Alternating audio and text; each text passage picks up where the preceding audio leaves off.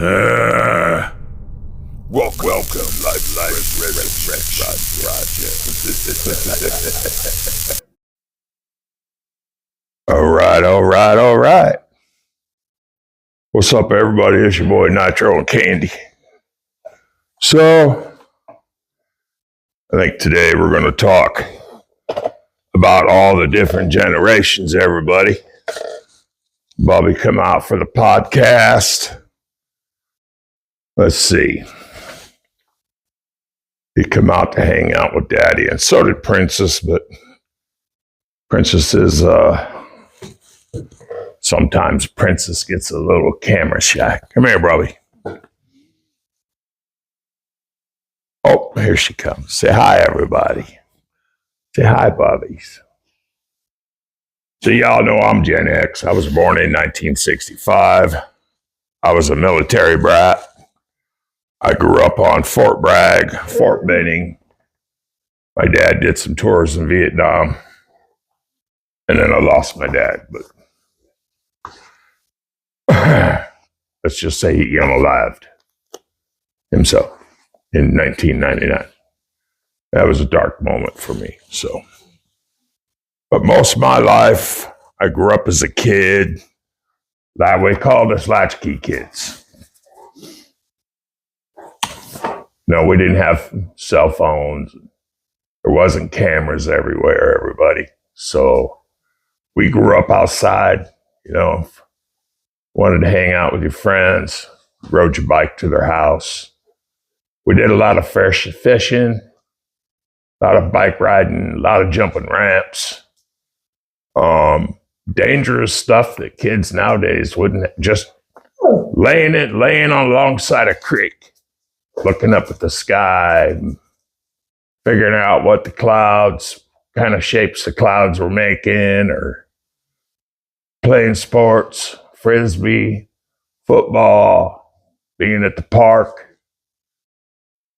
You weren't allowed inside your mama's house if you had to be home by the time the streetlights come on. And most of the time, both your parents worked, so you was pretty much home alone. And back then, we had a rotary phone or we had a push-button phone. And I'm not here to put down other generations because it's all different for them.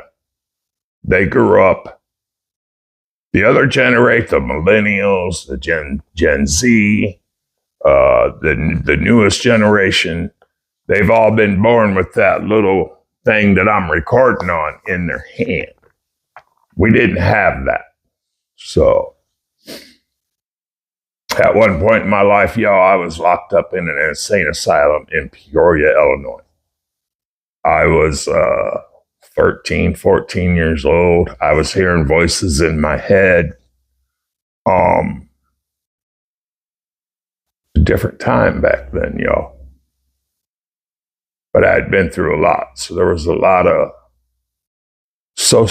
psychological warfare going on in my life. You got to imagine, my dad was gone in Vietnam. My mom had remarried. We lived in so many different places, y'all. So they decided to lock me away in an asylum. And back then, asylums were a little different. Well, at least they had them back then, where I think they should have them now. The mental health crisis in America is out of control, y'all. Y'all know this. And I've got some stuff I wanted to touch on. I really enjoy one kid's music. And I want y'all to just go see High Ren. Because High Ren touches on the mental crisis going on in America.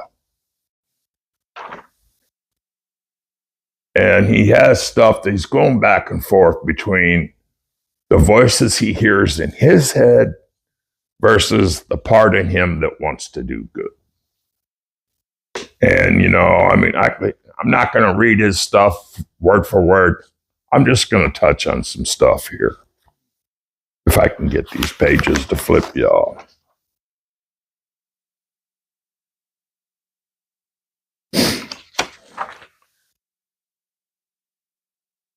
It's like the good part of him says, nah, mate, this time it's different, man. Trust me. I feel like things might be falling in place. And my music's been kind of doing bits too, like I actually might do something great. And when I'm gone, maybe I'll be remembered for doing something special with myself. That's why I don't think we should talk, man. Because when you're with me, it never seems to help. And then the bad side says, oh, you think you can amputate me? I am you, you are me, you are I am we. We are one, split in two, that makes one, so you see. You gotta kill you if you want to kill me. I'm not leftover dinner, I'm not scraps on the side, or your music is thriving, delusional guy. Where's your top 10 hit? Where's your interview with Oprah? Where's your Grammys, Ren? Nowhere. And this is where the good side comes back and says, yeah, but my music's not commercial like that. I don't chase numbers, statistics, or stats. I never write hooks for the radio. They never even play me, so why would I concern myself with that? But by the way, my music is connecting, and the people who find it respect it. And for me, that's enough because this life's been tough. So it gives me a purpose I can rest in. So then it keeps going back and forth, the good, the bad. And that's the voices I had in 1977, 1978. And this is new music. This is today's day. This is what I had was before there was cell phones, before there was cameras, before back then the cameras in 1977 were about half the size of my motorcycle. And you had to have a team that would carry it. So I'm just kind of going through some of this stuff here, y'all. And I just, a lot of it touched my heart. So I just want you to guys go out and watch the video, Hi Ren.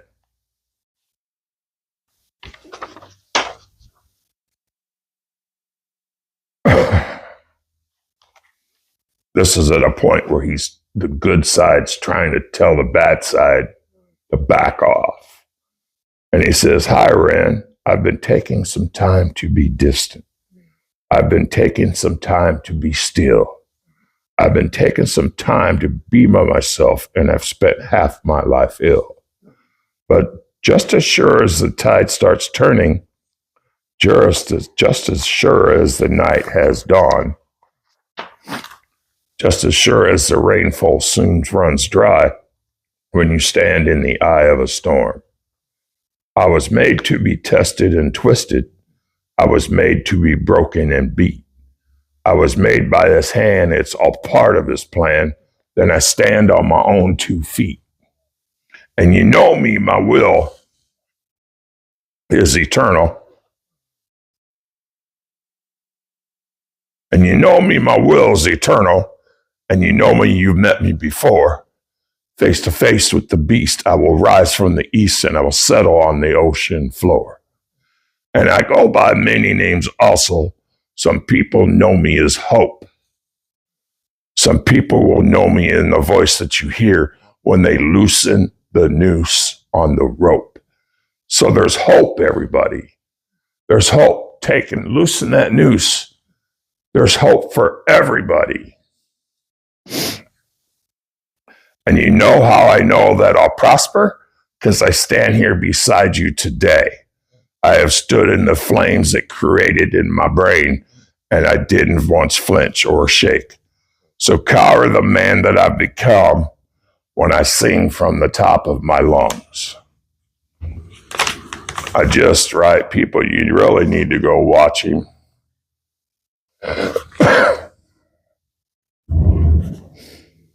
So, like Ren, when he was 17, he shouted out into an empty room, into a blank canvas that he would defeat the forces of evil, which is where I was when I was 13, 14. Only instead of somebody helping me, they placed me into the darkness where everybody in that asylum was mentally ill. And it made things worse. Into a blank canvas that I would defeat the forces of evil. And for the next 10 years of his life, we're talking about Ren, he suffered the consequences with autoimmunity, illness, psychosis. And as he got older, he realized there were no real winners and there are no real losers in psychological warfare. And there's not.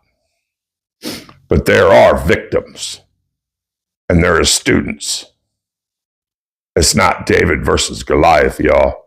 It's a pendulum eternally swaying from the dark to the light. And the more intensely that light shines, the darker the shadow it casts. And I'm telling y'all, you really need to go check out High Ren for me. And like he says, it was never really a battle for me to win. It's an eternal dance. And like a dance, the more rigid I became, the harder it got. And for me, in the mental institution, the harder I fought it, the more medication they put on me. And then I fought it even harder. And then came the dance of the electrocution. You're a violent patient now. So we're going to put you on 2 weeks of electroshock therapy. And I went through that. So, and then he says here, so the older I got, I learned to relax and I learned to soften and the dance got easier. And it is in this eternal dance that separates human beings from angels and from demons, from gods. And we all must not forget that we are human beings. So, and it's just, it's a strange life, y'all. When 35 years after I got out of the mental hospital, I'm working as a millwright at a multi-billion-dollar a year cement corporation as a manager. And I would go to work sometimes at 3 o'clock in the morning. I'd work till 5 o'clock the next night. And I always seen a homeless dude underneath the 74 bridge, which crosses the Mississippi River. And he happened to be at the gas station one day. And I went in and I got my coffee, got my cigarettes. And this cat come up to me. Never spoke to him in my life. And he comes up and he looks at me. And he goes, "You've rode the lightning. You've rode the lightning. You know, because you've rode the lightning." Where did that come from? How did this guy know that when I was a child, I went through electric shock therapy? Peace, y'all. We'll catch you on the next talk. Nitro. Look at that sexy green machine. Y'all know what her name was. Carlita. So everybody, don't forget, please like and subscribe, everybody. Peace, everyone.